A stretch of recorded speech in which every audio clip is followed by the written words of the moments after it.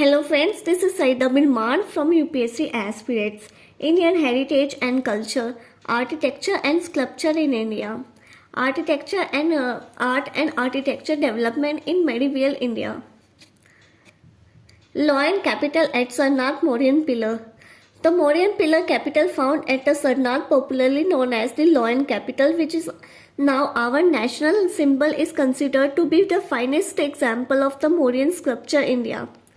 The capital originally consisted of the 5 component parts: the shaft, which is broken in many parts now, a lotus bell base, a thumb on the bell base with 4 animals proceeding clockwise, the figure of 4 majestic lions. The crowning elements Dharmachakra, a large wheel, was a part of this pillar. However, this wheel is laying in a broken condition and is displayed in the side museum at Sarnath. The chakras were also made on the circular drum under the feet of the lions. The capital without the crowing wheel and the lotus base has been adopted as the national emblem of independent India.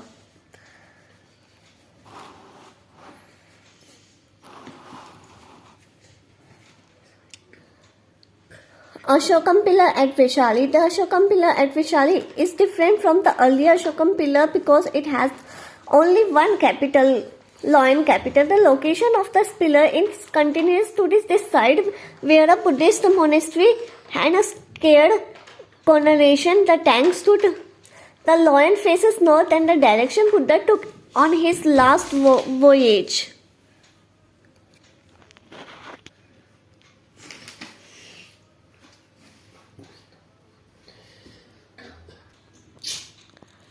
The Ashoka Pillar at Allahabad. In Allahabad, there is a pillar with inscription from Ashoka and later inscription attributed to the Samarkand and Jahangir. The pillar is located inside the Allahabad fort. It is assumed that the pillar was first erected at the Kaushambi, an ancient town some 30 kilometers west of the Allahabad.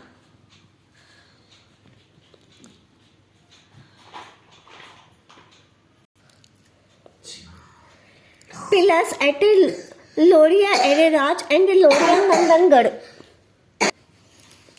The column at the Loria Nandangarh, 23 km from the Petia in West Champaran district, Bihar, has single lion capital. The hump and the hind legs of the lion project beyond the apex. Critical evaluation of the Mauryan court art and the architecture. The most important function of the Mauryan pillar was to impress away the populace with the power and the majesty of its rulers. This is evident from the compactness of the solid animal figure and their exaggerated forms and their conventional appearance. Also, the most imposing straight lines of the columns.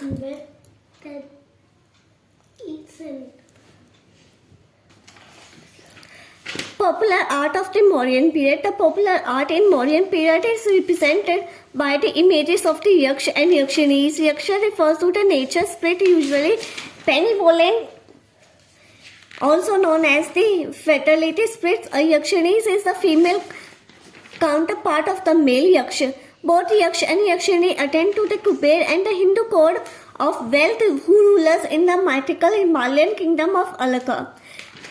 Yaksh is also refers to the one of the exotic tribes of the Asian India.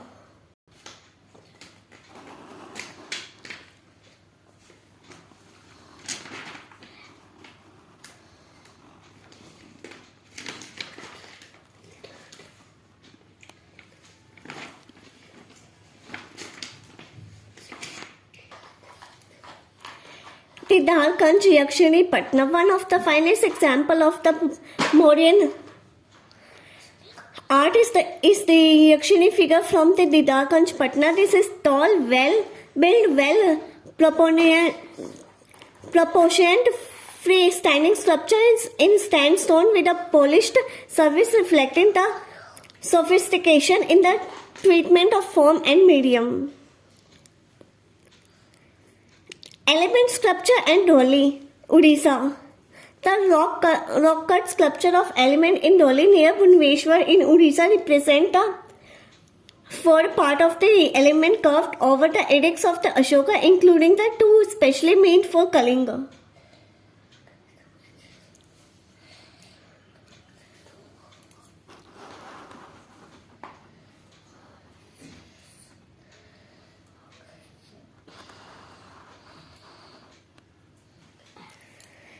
Facades of the Lomis Rishi Cave, Gaya, Bihar. The rock cut cave curved at the Baba Hills near Gaya in Bihar is known as the Lomis Rishi Cave. The facade of the cave is decorated with a semicircular chitra arc at the entrance. The cave was patronized by the Ashoka for the Ajivika said the Lomis Rishi Cave is an isolated example of this period.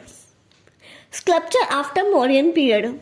After the crumbling of Mauryan dynasty, the Sungas and the Kushans came to power in the north and the Satyavahans in the south. Their period marked the beginning of the sculpture idiom in the Indian sculpture, where in the physical form were becoming more realistic, refined, expressive.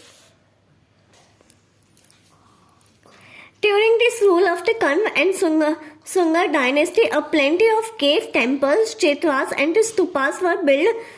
The stupas of the Bharhut and the Bodh Gaya and the Sachi and the amazing cave art of the Udagiri and the Kandhagiri remind us of the heights reached in sculpture. Thank you and please subscribe my channel.